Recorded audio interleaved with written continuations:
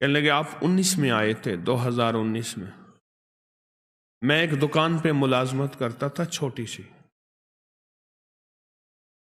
اور خطرہ یہ رہتا تھا کہ وہ ملازمت کرنے والا دکاندار جو ہے وہ مجھے کہیں فارغ نہ کر دے، یا وہاں دن رات مسائل ہی مسائل تھے، مشکلات ہی مشکلات تھیں، پریشانیاں ہی پریشانیاں۔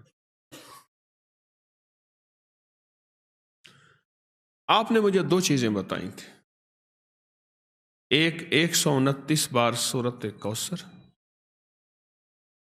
اور ایک سارا دن چلتے پھرتے سورت قریش۔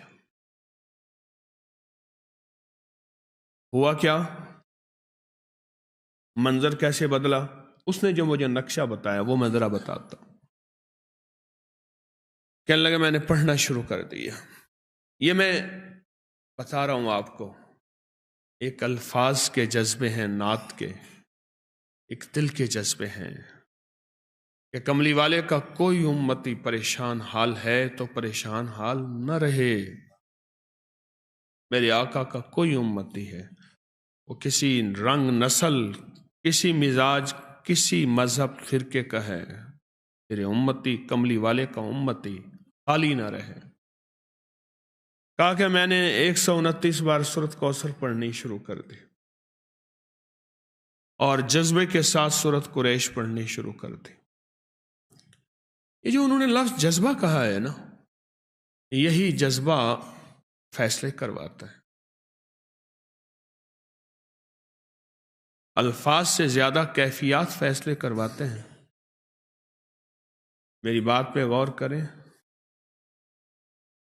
مظلوم کے پاس کوئی اسم اعظم نہیں ہوتا، مظلوم کے پاس ایک جذبہ ہوتا ہے، وہی جذبہ عرش الہی کو ہلا دیتا ہے۔ ہمارے پاس الفاظ ہوتے ہیں، کیفیات نہیں ہوتی، جذبہ نہیں ہوتا، اور جذبے کی کمی کی وجہ سے ہم محروم رہ جاتے ہیں۔ پھر کہتے ہیں اتنا عرصہ آئے، اتنا عرصہ کیا، کیوں نہیں ملا؟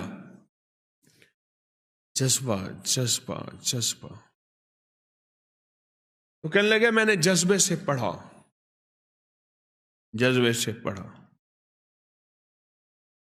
میں ایک کھجور کی دکان پہ کام کرتا تھا، چھوٹا سا ملازم تھا۔ ایک بڑا گاہک آیا کنٹینر کا، دوسرے ملک کھجور بھیجنی تھی، تو میرے مالک کے پاس آئے، اس نے کھجور کے جو ریٹ دیے وہ زیادہ تھے۔ انہوں نے کہا آپ زیادہ دے رہے ہیں، کچھ کم کر دیں۔ انہوں نے کہا یہی ہیں ہمارے ریٹ، اور وہ میرا مالک مدینہ کی منڈی کا بڑا سوداگر ہے، اور ایسا سوداگر ہے وہ جو ریٹ نکالتا ہے وہی چلتا ہے۔